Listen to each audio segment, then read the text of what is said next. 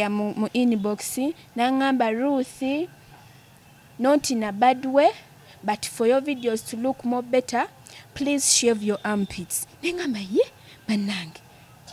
Omwana ono ate andabye n'okusinga nze wenneeraba era nagenda mukalala nengamba ddala enkwawa kiri bulala ngandaba enkwawa teyina buzibu naye bufiruta buno bwe tukozesa oluusi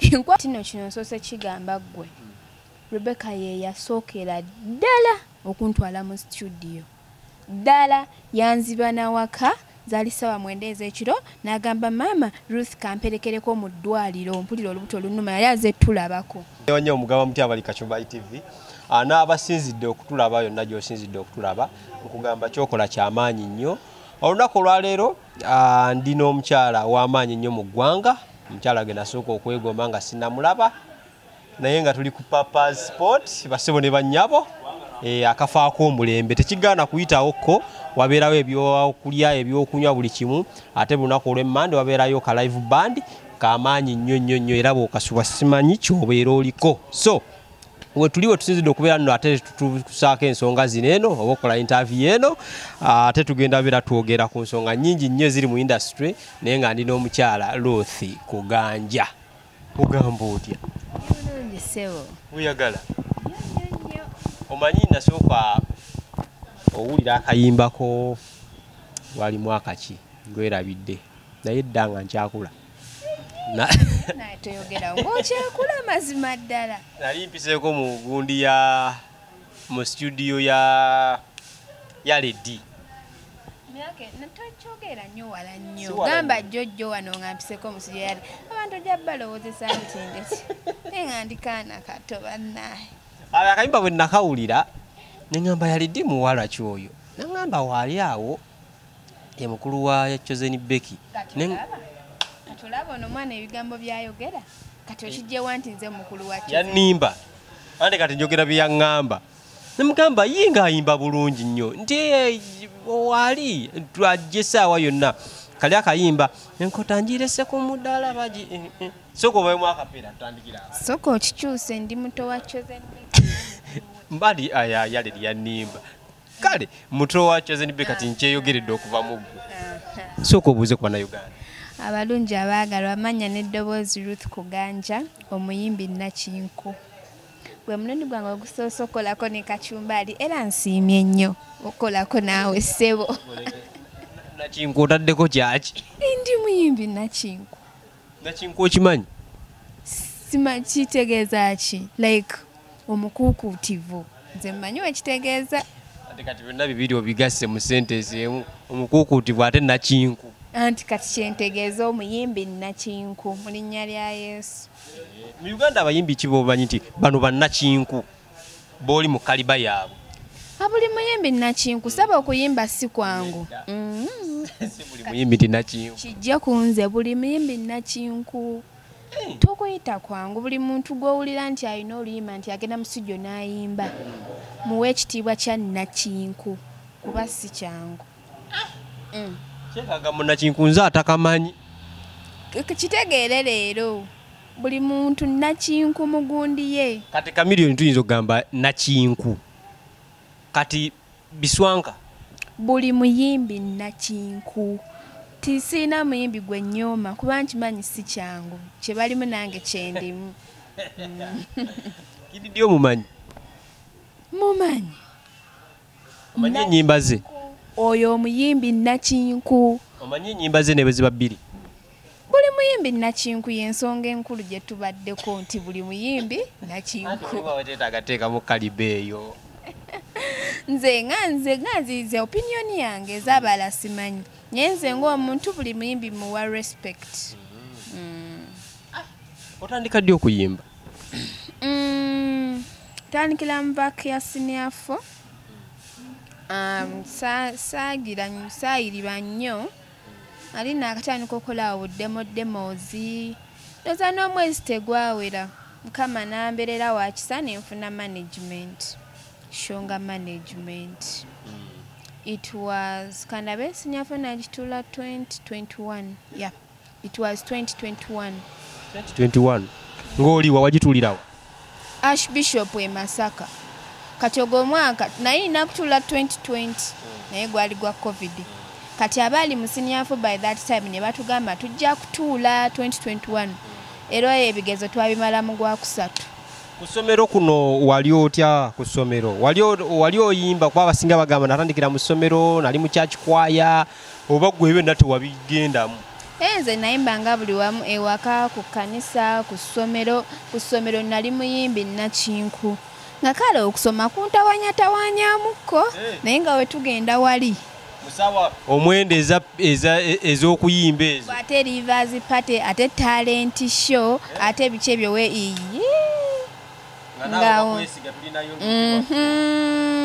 naye nga ate we tudda mu kiraasi ntuula mabega kale naddala mu science ezo kale tezampoomera nnyo.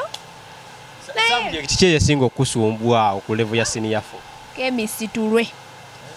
Chemistry yantawanya nnyo era maaka embi gye nasinga ogikolamu nzijukira n'omusomesa the teacher announced me mu class ate no yannouncing bw'ati Ruth Kuganja ye baali bampita Kuganja Ruth ye student asinze mweno subject nange nenkyekanga nengamba leero omukama akoze ekyamagalo chemistry ngikoze bulungi mumuwa obugalo ne bakuba nona pepa yo Ruth okoze 0.5 out of 80 awo wenakoma kati half yavaawa manyi oba yali yalinnya nagwo gwali mukisa nagwo era nagamba ate no half yonjifunye nti angambadde sisuubiramu wadde kamaaka naye bagamba basinga okugwa sciences ate eno mu arts babeera balungi nnyo. Arts nali nakinku nnyo naddala literature English nga otonsinga era social studies bya wansi SST bya wansi kati ate social studies geography history ebyo byonna beeranga mu student nakinku naye we tudda mu arts mbw ate biology mbw ate chemistry twala tugende biki ebirala amathi yo nali nakinku nayo physics bankubira ddala naye era ne bigaanira ddala. Kati kambuuze ewaka bwe wali okula wakula ne mukulu wo nga muli mwenna waka? Nakula ne baganda bange bonna. Kati gwe ng'oli wakumeka awo mu baana ba maama nze ndi wa 7. Kizibeki mukulu ye wa 6. Tutegeeza gwe amuddako? Ddala wa 8 nze amuddako. Famire y'abayimbi daddi oba mami kuliko abayimbi? Maama ye muyimbi mami waabwe oluyimbi gye luli so twakijja ku ye. Nekye manyi naye abeewuunya. Maama tosobola kwewuunya abaana bo kubanga ye akuzaatulabira akuzaakimanyi. Kati akayimba kaneeno bakayita tayita eryetya manyi okukayimba nesimanyi tayita enkota tuli bubi. Enkota manyi kanyumira nnyo enkota. Empulira oyogera mpola nze njogera nnyo. Wamala enkota tuli bubi ani akakuwandiikira? Tuli bubi omukulu bamuyita Samiriliko. Samiriliko yaluwandiika yalidi naluproducinga Legend Films natukolera video yalwo. Lwe watandikirako? Ddala lwe nasookerako ddala. Sami musajja w'amaanyi wamufuna otya ku luyimba lwe olusooka? Nalina management ey'amaanyi. Neekufuna nga tonnaba fulumu yali luyimba wadde olumu? Ffe tuli blessed ewaffe. Tuli blessed nnyo. My name is Kuganja. What do you expect? Connection wagijja abaana balina wano ennyimba tebalina ate nga bayimba nabo bulungi nga bogaye bannakinku naye tebanoonya management zibuze gwe wazijja kakaalukana nti ntandike ngende nga ngamba buli omu banange ennoonya management njagala kuyimba nedda ebintu bya Mukama byekola byokka bathawe kyeŋŋamba abantu era naawe nkikugamba okukola ennyo si kwe kugaggawala oba kutuuka ku kyoyagala n'okulowooza ennyo si kwe kutuuka ku kyoyagala just kola ky'olina okukola. No, kola ky'olina okukola. Mukama aba yagamba nti kiriba. Kiba kiriba. Ate si nti buli omu yatondebwa nti ajja kuba bulungi. Nti ajja kugaggawala. Hey. Osobola okukola ennyo naye nga Mukama ye yakitegeka nti. Kati omanyi oti akitegeeza olina kukola nnyo. Kyenkugambye nti okukola ennyo ojja kukola nnyo era ogambe nti bannaye nakola naye saagaggawala. Gwe kola ky'olina okola bada kituna akakirealizinga. You just do what you have to do. Ebira n'obirekera Mukama kasita kyenjagala okimanyi. Nkoze kyensobola ebisigadde ggwamanyi.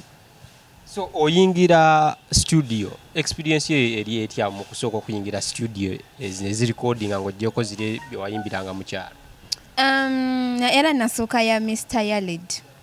Nasangayo mukulu David Lutalo. Naye tesaafuna nnyo obuzibu. Kubanga already mukulu wange yali yakiyingira dda. Kati kyanyambako nnyo. Nti omuntu akulaba bulabi n'amanya ye.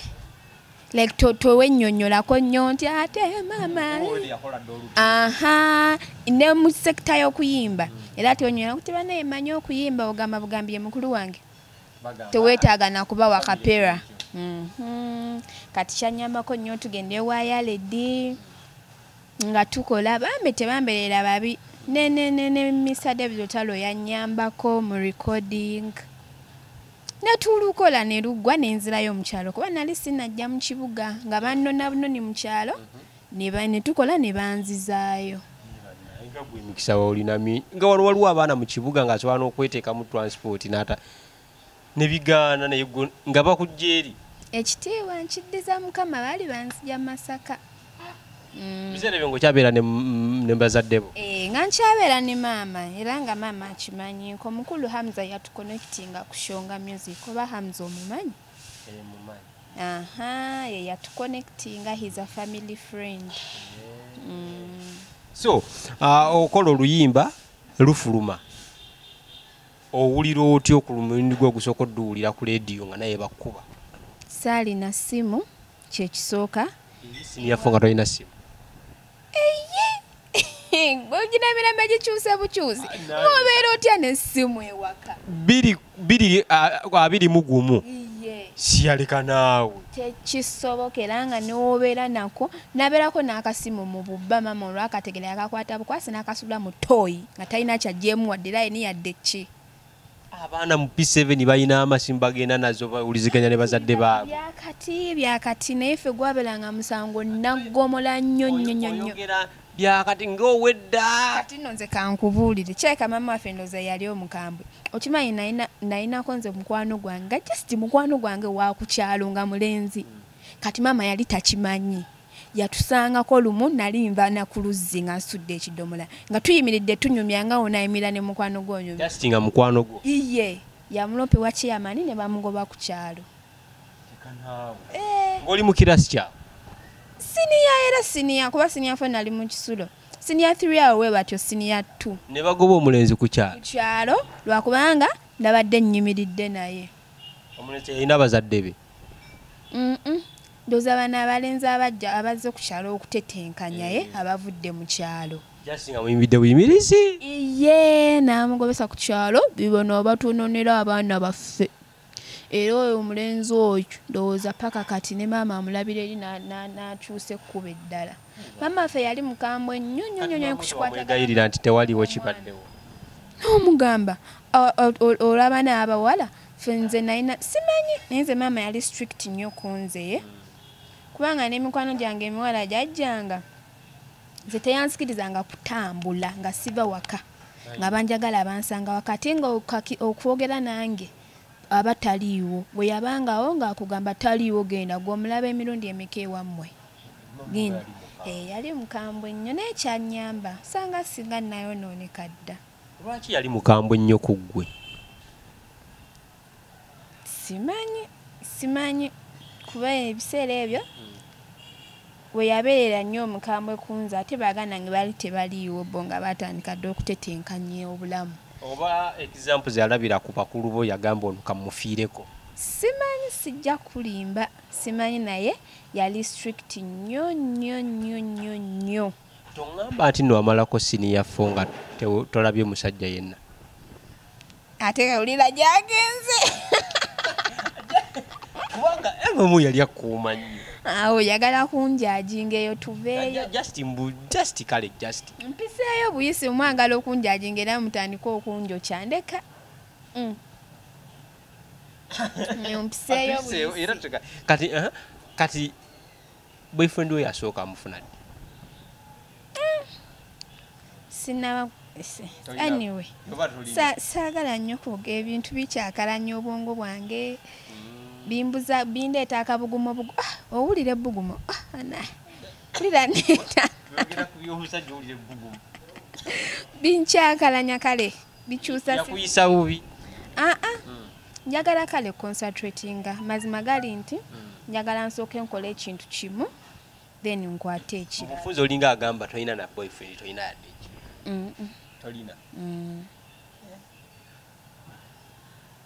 and contented ani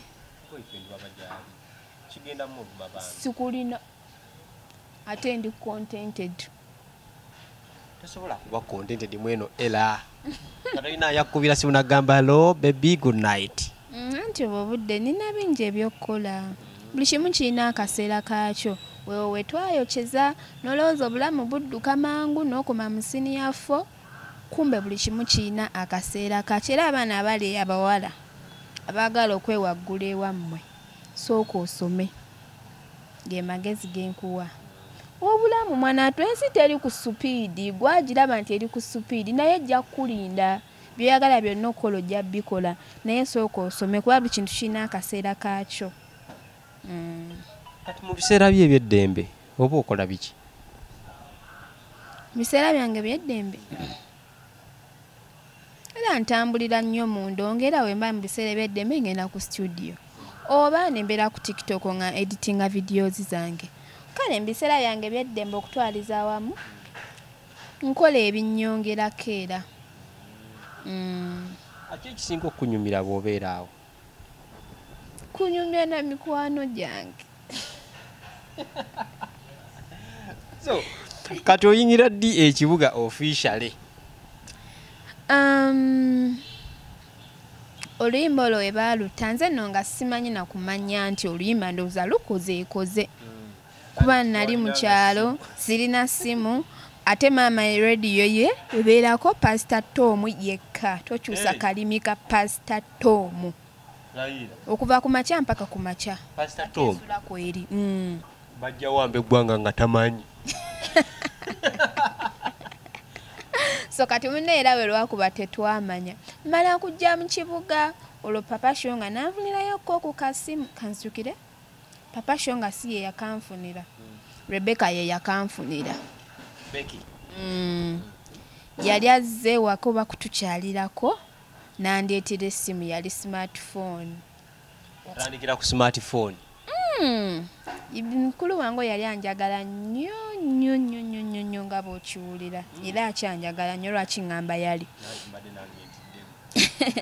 kati munnaye akasimu ako ngenda kulaba abantu bakola waliwo omuwala eyasinga okukatula mbaale bamuyita naye Ruth gwe nasooka okulaba ka challenge ke niŋŋamba bayi ono nze ayimba oba mulala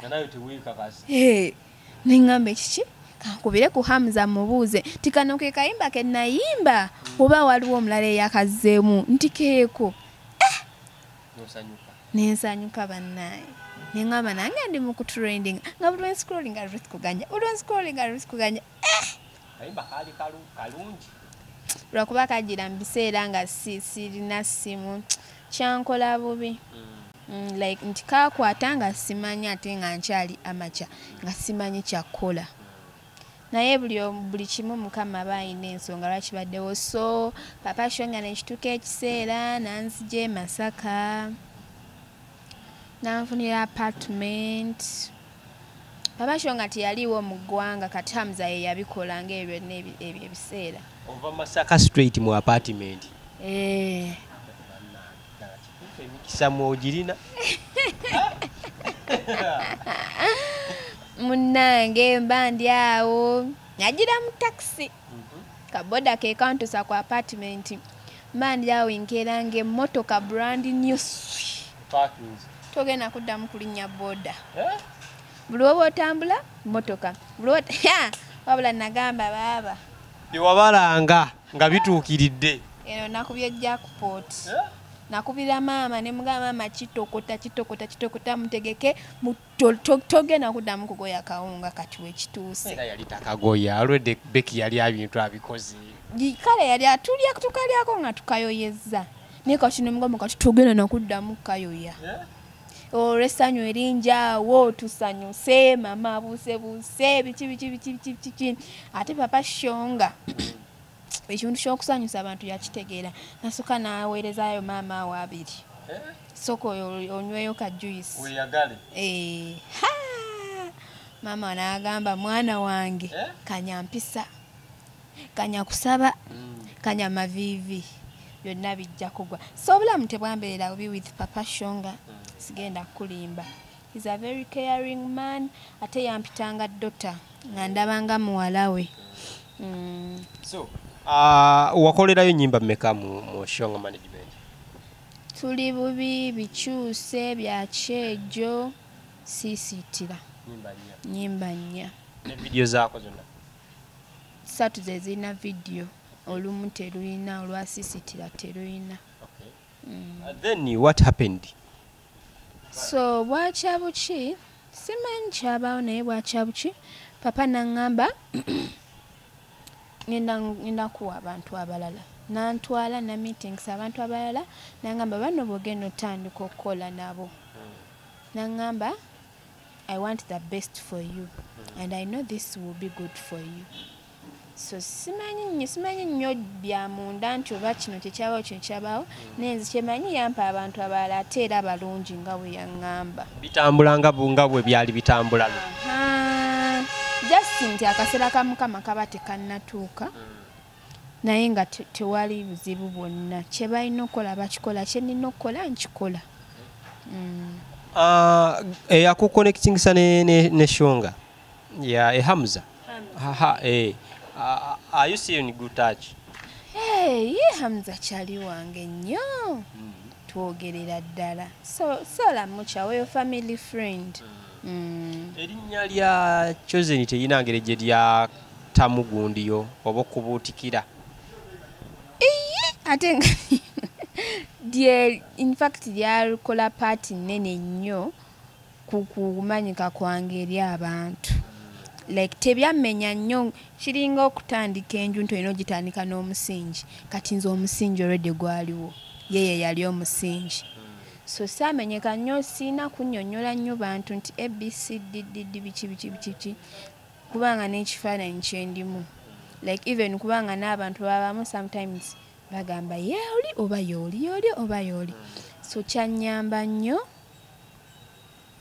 era ndowooza ensonga lwaki nakati ndi ku interview eno kuba ani yali ntegedde oyimba bulungi naye omanyi abantu basala omugambo bagusalako nti nno yali tayagala awo kuba oyimba bulungi nnyo ensonga wali obeera mu kyalo nga tayagala kujjayo ate ng'alina obusobozi mpaka management yajja nekuyambako bantu basala omugambo agwo bawaguwulira kati no kino nsoose kigamba ggwe Rebecca ye yasookera ddala okuntwala mu studio ddala yanziba nawaka zaali ssaawa 9 ez'ekiro n'agamba maama Ruth kamperekereko mu ddwaliro mpulira olubuto olunuma yali aze tulabako olubuto olunuma Ruth kamperekereko mu ddwaliro nanzirusikumba ntwala mu studio nanjiyiza akayimba ne tukakola yekali akayimba gyekali nakakola lwakuba temukamanyi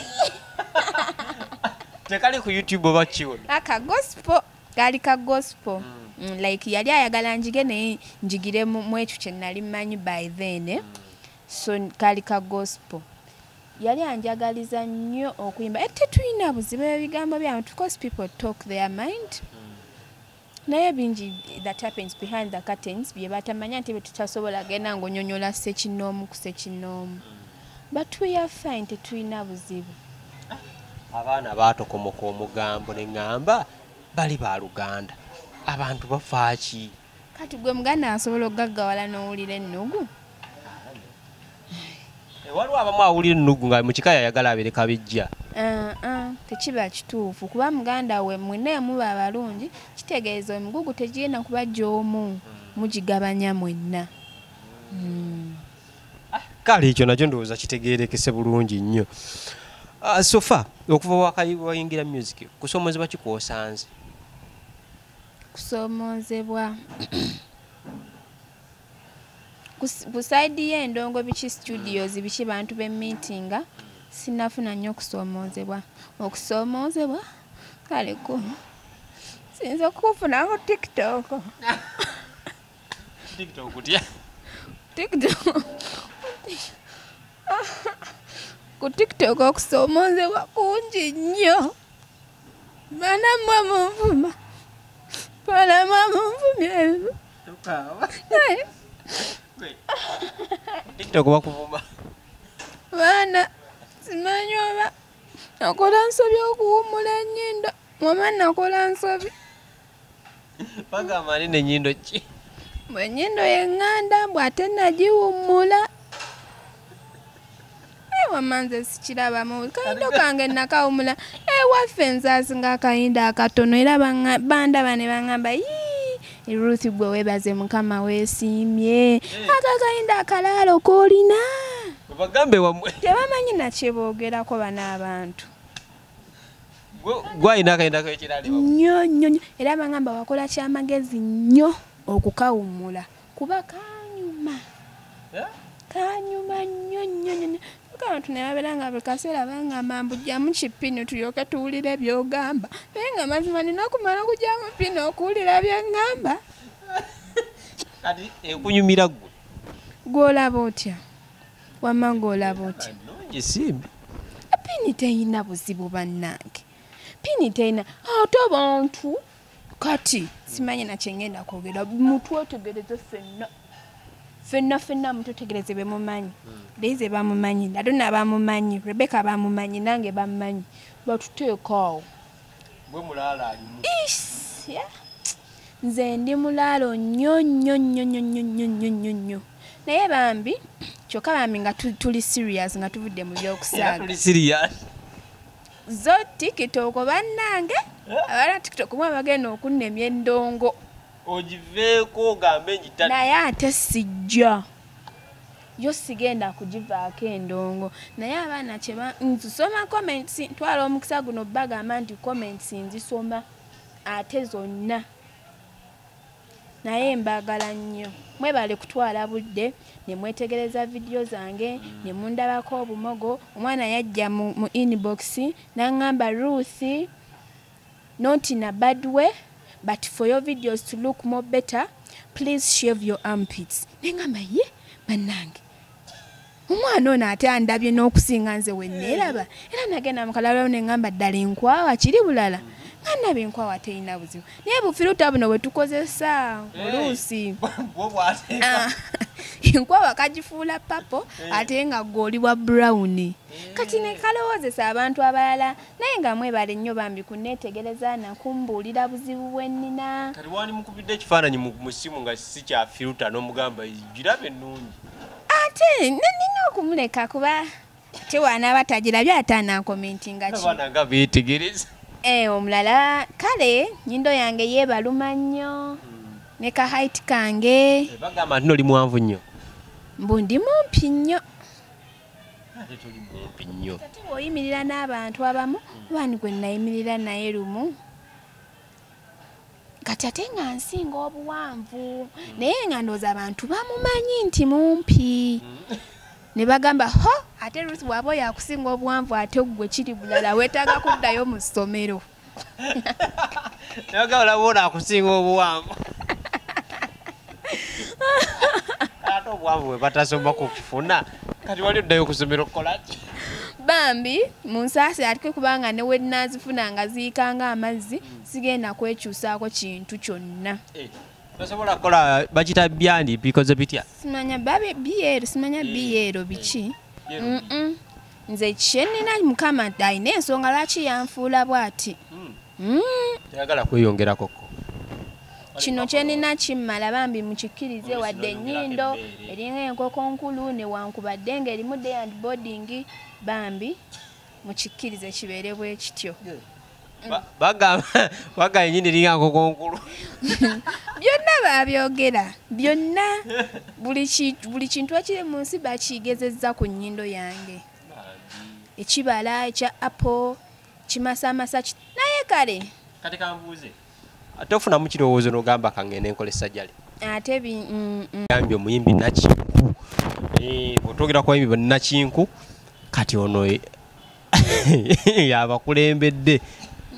kiteekawo nti fenna tuli bayimbi Nakinku si nze. So kati ba TikTok in-laws social media friends bubaka ki bw'obagamba?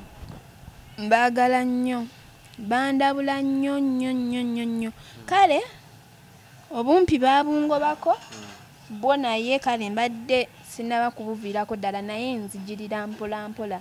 Bangamba otugulu tuno tufaananira ddala bubi seetaaga kutulaga bweru naye nakyo nja kushukola bakama bange. Iye ate ekyoyogedde kyaki muganda wange? Noonya okundokyesa bantu musajja. Nedda bagamba towulyanga bagamba nno omuntu ayaba n'ebyoya ku magulu aba abuguma.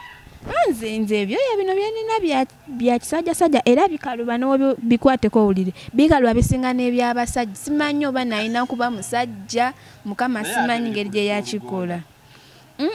Byasusa by'okukaluba naye kale sina kyengenda kukyusa. Nno bibeera omuntu aba abuguma kituufu? Simanyi nze sibyenyumirizanga mukale sobola bijjako kuba bangamba wobijjako byeyongera kyova olaba mbireka naye si kyekintu kyenziraawo nenneewaanisa kuba byakaluba. Yali akigambyeko nti nolabika obuguma. Kale mbadde nsaba n'olw'ensonga eyo tebakigamba. Mampita Ruth Kuganja omuyimbi Nakinku. Kale kakati owaayi twogereko ku katini nnyo ku family relationship eyo ne sister wo era n'ebyatuukawo. Kigambibwa mbu kye nawulirako nti nno abamulamu wo bino ebintu byonna ebyamuluma walinga obiraba era ng'obimanyi kituufu? Mulamu wo Amiri amanya n'eddoboozi yenze Ruth Kuganja nensiimye nnyo omukulu Kacumbali okukola ku interview yo eno. omaliriza Mwebale nnyo tetunaba kumala mbadde manyi ogera tandikira wali nti bassebo ne bannyabo ensonga ezo zaali bwe ziti olabika ogaanye. Kale tumira ku Amiri mutumire koli mulamu wo. kale tumira ku professor nye bannaye just ng'aba TikTok obatumidde. Abantu mwenna abanjagala era banyumirwa endongo yange mbaagala nnyo bambi temujjanga okwo. Both negative and positive comments temulekeraawo. Musigale nga mukomentinga, musigale nga mwogera ku ndongo yange. Basissa babalala ng'oggyeko gwe ne Becky mulina abayimbi abalala mu famire? Ffenna tuli bayimbi. Era n'omulala bw'anajja mujja gamba akopye muganda we. N'omulala ajja era mugamba so ffenna tuli bayimbi. It's a family talent. Mami wammwe lwaki temuwaayo ekirabo omunaayimba gospel yekka kuba mukyala wa gospel nnyo? Gospel tujja muyimba step by step. Ne ku gospel tujja kutuukayo. Era twogwe twasooka. Si gwe twasooka. Ate abantu basinga kumanyira nnyo eno kalike wayimba tekalina ku YouTube. Maama nkusuubiza ekisuubizo kino gospel nja kumuyimba. Industry olaba otya ndifumbirwa abantu bangambye mu comment section wembadde nzijjaawo agambye eki mbwate abantu bagambye eki kyemunjagaza sikimanyi bw'ate gwe tewali na musajja ayinza kukwagala wabijja nnyo kawala kalungi olaba nabijja nnyo wama kawala kalungi kitegedde ye gwe wama gwe oli mufumbo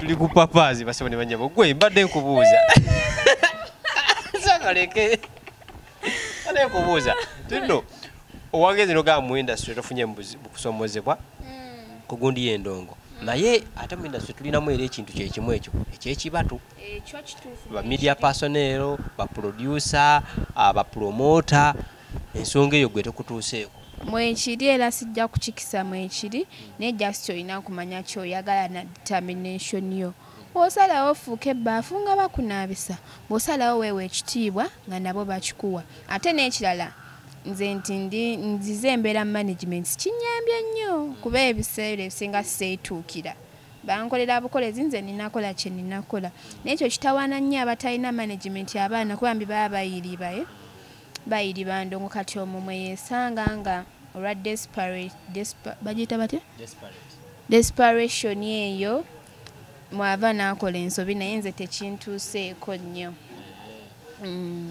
inbox yo tetera kujjula manya abasajja omukyala bwakuba hit abasajja abeera mu inbox ye buli omu ng'asaba gundi booking anti nze nkyalikaana katonda nkulabikira ng'ow'emyaka emeka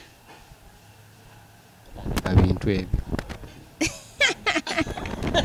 ndikaana kato nnyo era abantu bajja mu inbox yange bambe like appreciating just talent yo webale kuyimba bulungi webale kuba kaana kato kambisa nawe nokkiriza nti naye nga how old are you olio olabika oli mu myaka 9 awo obagamba oti a sweet 9 I'm a sweet 9 okozesa advantage abantu gye bagamba nti oli mumpi n'ogamba oli muto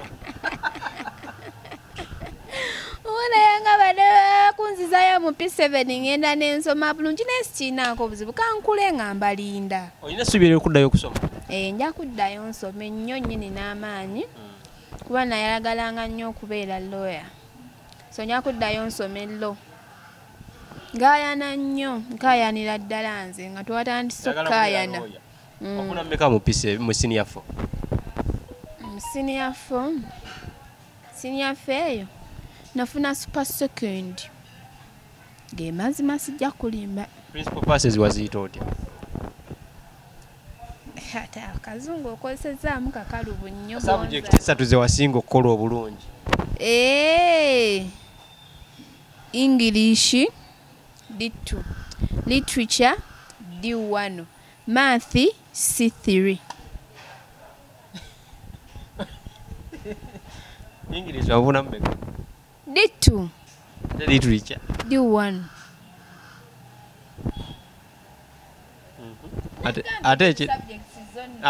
Ate ku senior 4.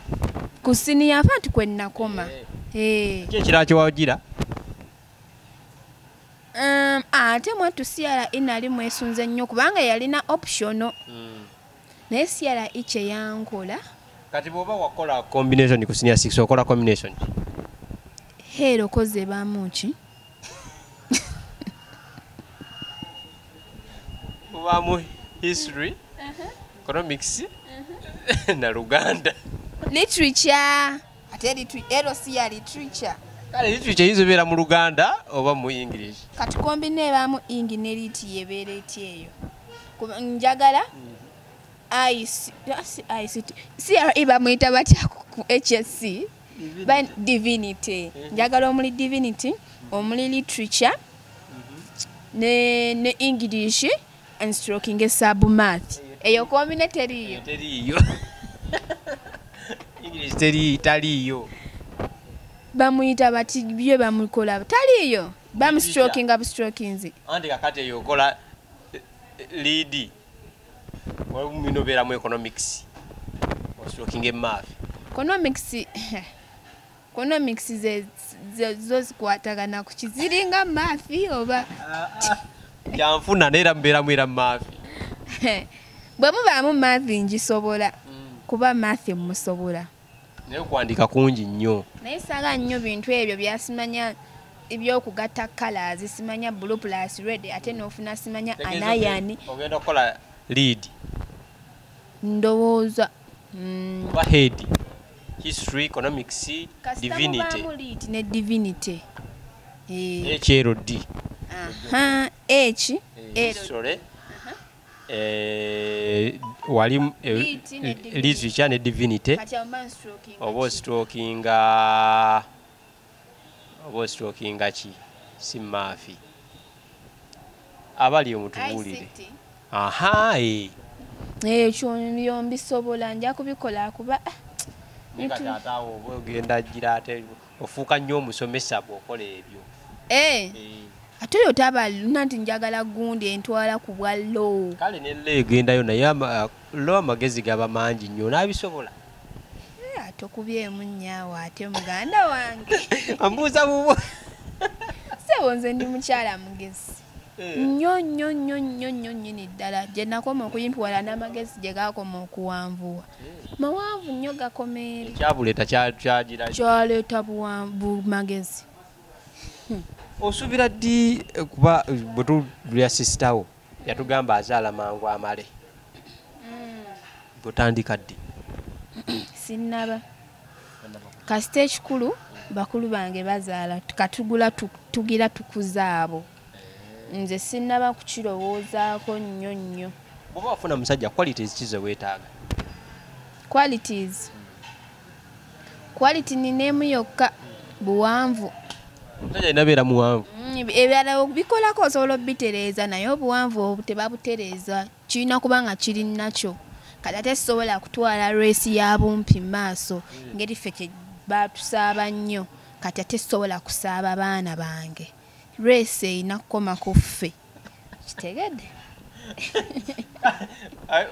kasi omusajja alina nga muwanvu oba mubi oba mwavu oba ki ebisigadde mutetenkana nkole ate nakino kigambanga abaana bo tolekanga musajja wabeerawo omusajja omulungi osobola okwefiiriza omusajja omulungi olw'okuba oli money minded so tobeeranga nnyo money minded fokasinga ku kintu ekirungi ssente bakola nkole ate era mugenyi tubafunye bangi ng'azirina nezimala ne zimuggwako kasi olabanga omuntu omulungi oli mulungi bwe mukwatagana emyoyo nga ne mukama akiraba nti mwembi muli pyuwa ssente busonga butono nnyo bw'aba nti mutono mukola n'omuliisa n'agejja bw'aba ayambala bubi okyusa ennyambala ye kwegamba kyekugambye nti era byonna bikyuka omuntu taba mubi nga waliwo ssente basobola ogamba nti ono omubi nga mulimu ssente just ekitakyuka kyokka buwanvu era mukwano omumpi sigamba nti abasajja abampi babi nze just test yange muganda wange nawe bakuwako amata ge Kenya ne baganywa mukwano tosembera ni wava muggulu mukama nayima muggulu nayogera nti Ruth yono omusajja nga mukama kansigale ku lujja omumpi saaga yaddala musajja mumpi omuzibe tasobola kulembera muzibe munne Bible wekigamba kibayinza okugwa mu bunnya bombi kati abampi bagoyingewa kuba nammwe bampi bannammwe nammwe mubaganye anti omumpi alina kufuna muwanvu aleme kusiiga abaana kasa omukyala nga akusinga obuwanvu kibaawo nnyo ennaku zino abasajja babikola nnyo okutama mu kkona kuba kakiisi naye omukazi nga muwanvu nga gwe omusajja nga gwe mumpi oguma kati oba olina kulwana abaana bo baleme kukikola kikuba naawe oba olabye ebizibu byakyo olwana nnyo abaana bo baleme kukola ki kwevuma nsonga eyo okula omwana n'agamba lwanzaalira kingawo kitegedde kati abampi bagoyingewo abasajja banoonya abawanvu naye nze eyo ndowooza yange tosanga waliyo abalala eyo ababaagala abampi buli omu alina tesiti ye kale bassebo ne bannyabo ebigambo bya Ruth Kuganja tebiggwaayo olina emboozi mbadde sisuubira music sofa tuli ku ki abantu basuubire ki so nina oluyimba olutambula soko nyimbire ng'oggyeko tuli bubi tulinayo kayimba kankalala mwana gwe komanyi ko nakatamiira nkamanyi okuba katandikira mpaka gye kasembera ngamba akalala mbumanyi naye kano kanyengira nnyo oba nakawulira kakyali vagini ng'ensi tennaba kamanyi kale omazeemu amaanyi Nedda. nina akayimba ak'ensukume ennaku zino nga ndaba kalinga akakozekazeemu naye ate ekigambo kyoyogedde kindaze nti nkyalina okukola ennyo no sigambye nti ndo sikamanyi naye ngambye kwesobola omanyi sikwata nze nyimba naye alaba nakwata tuli bubi nga lyrics nzimanyi kuva wekatandikira mpaka gye kasembera manya akayimba k'amaanyi ako nina ennyimba nnyingi nnyo naye oluyimba lwentambuza ennaku zino baluyita nayawula ate nga n'enkya ngenda kuzuukusa oluyimba lwe bayita siisiitira okamanyi kayimba kalungi ate kati ebya ddala ate kati owulira nabuulizi tayito yaako nomanya nti kati akayimba k'amaanyi simanyi kuyimba naye nga mbambu manyi so akayimba bakayita siisiitira naye awula nne walibadde ati tekajjako wadde kufa yuuyo nga bwe nkugambye nti nne mbambu manyi naye simumanyi nnyo buyimba kali ekyakanyambe kyokka manyi obulungi ekituufu kalimu ebigambo ebya lemaani ey'omuntu waawa era simanyi ebigambo oba obimanyi byewayimba kuyinza nobeera nga nawe wabiyimba nga naye tobimanyi mbimanyi olwakuba ate nsiri nnyo omuntu watugume tukole nayimbira abantu bange nawe omusajja waatyo togira noteekawo ebikunta neyeebaka kituufu sente bakola nkole naye ate ekyo kiba kisusse naye wakayimba okimanyi emukko naye gye bali eyo abakyala mu kyalo gye bali nga bagumye n'abaami baabwe ne mami wo yaguma ekitegedde ne maama wange yaguma naye ate nyinza obutaguma nnyo kutuuka ku ekyo so munaye siisiitira ngenda kukata enkya nkuyimbiremu nayawula oba nkuyimbiremu sooka nayawula yenyimbe paati ki kanyimbe paati eyatambula pere daba omwana daba omwana ataliko wakyama ebyange byatuka daba Ruthi gwe nno kano nakateteeyi nkambadde nnyo simanyi era interview kye bagenda gyogerako kuba kati kano kafuse ka uniform banaatera okukantimba badde nasiba akaviiri nga baana batandise okuŋŋamba nti akaviiri ko wakasiba mayisa ke kano ke wakolera mu interview ya Ande si eya Ande ate ako akakandi ko ka uniform kalala kagenda ku mikolo egyo gya byeruyeru egyo white party biki ke ka uniform keeyo naye kati kana ate kano nkamala nnyo buli wenzija ku papazi simanyi lwaki mulwemani program ya papazi nzija nako bakama banga baagala akaviiri ko nakakyusiza ndowooza mukalaba kali kagenda malayo bbanga ki nasiba amayisa kamaze kale omusango gwako ne guggwayo n'enkata kano kayinza okulaba otya kamaleko omwaka guno olaba otya kayinza nako kayinza okumalako ekisanja eky'omwaka guno kale ate nga bwe tulaba ekiddako akateteeyiko mu kasonyiwe naye kino kibakakasa nti zange kituufu abantu b'e Masaka mulina amaalo najja nga lina amazima gali nti najja nga alina nga ndaba ebizimbe era nafunanga nnyo kamunguluze nga ndi mutoka ndaba ebizimbe bitambula naye era nasooka kubuuza Hamza naye ebintu nga bitugoberera Hamza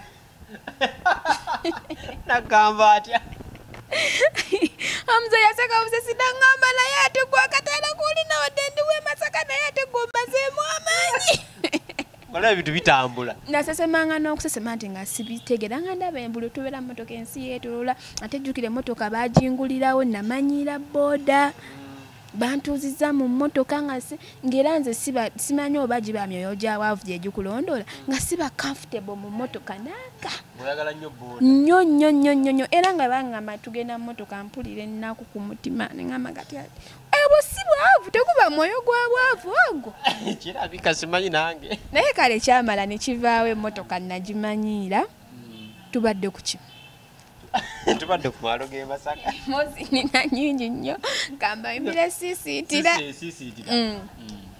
ngenda nkata enkya ku Roxa tubambi mu dduka y'oku akaunti yange mumpe ku buchallenge kachumbali challenge mukama wange interview awe mutyo oyogera mu kamera ntino challenge tugenda jjukola tugenda lwakuba simanyi nnyo kola challenge kwemola mu gundi abantu bagambe nti interview challenge ngenda jjukola ne Ruth egundi tugenda giteekayo bw'oluba lutaweeba tugenda giteekayo kachumbali mu lulabi tuli babiri bwe tutiva nfe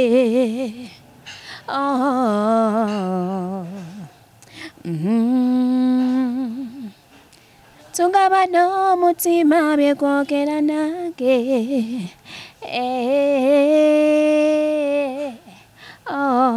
kano ka mwoyo pima totya soma benga piro omure abakagwa mulavu muduka yo kwa akaunti yange mukalabe konna omusajja asobola okufuna n'akulekawo lwaki mwana bali bakukyaye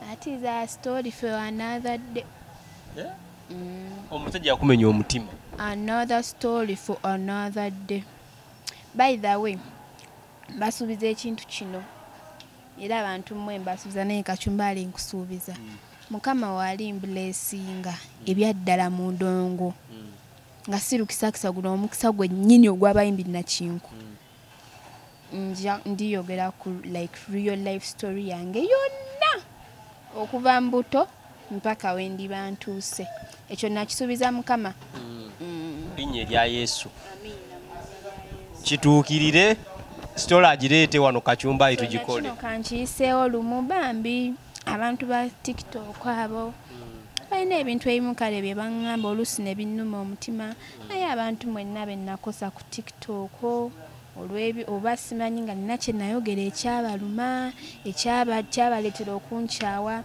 bambi munsonyiwe bambi mbasaba munjagale bambi mwabandeetedde okuba nga nkola nnyo okutuuka wano munsonyiwe oba waliwo kyonna ekyabaawo ekyabaleetera okunkyawa ndi mwana omanyi ensobi tomanya nti nsobi paka ngomaze ojjukola nomanya nti eno nno nakola nsobi ate tuyigira mu nsobi ze tukola so bambi mu nsonyiwe mba nakola ensobi nayiga so bambi kyekyo neyanziza omukulu kachumbali kale basewo ne bannyabo atuyinza obutasukka kaawo naye tumirayo abantu basatu ntumira nnyo bafanzi bange abanjagala ennyo ntumira Mr. Kasule Mark ntumira BK Media nkwagala nnyo ye manager wange CEO ntumira BK Media nkwagala emmotoka ye manager wange anti kati ondooza owulira ate endooza gy'olaze atuveeyo annange ntumirako omuntu asembera ddala ate nga mwagala nnyo bambi ntumira omukulu gwe bayita Niko Chris owa Manic Music totumidde mu bafamily members bonna bagwa mu fans abo bonna bafanzi bange okuba banjagala nnyo ate be basinga okunsindiikiriza okusigala nekyo ze big fan wo of course ndi fan we naye ali fan wange tumira ku bamulamu bo kale like abaami b'Abaganda bange mwenna mbatumidde mukulu bali eri mumenye omu ku omu abaami b'Abaganda bange mwenna mbatumidde Baganda boyina bameka abayina abaami mukaaga kati abaami mukaaga bakulema okwogera nti gundi ne gundi ne gundi kasawa mama wemanyi imbatumidde maama wange nkwagala nnyo akensusu Baganda bange mwenna mbagala nnyo akensusu tetamira nnyo akensusu ategeko n'olwekyo ndoza kaŋŋende ate profesa waffe mbwati ate nkole ebirala bere bulungi mweraba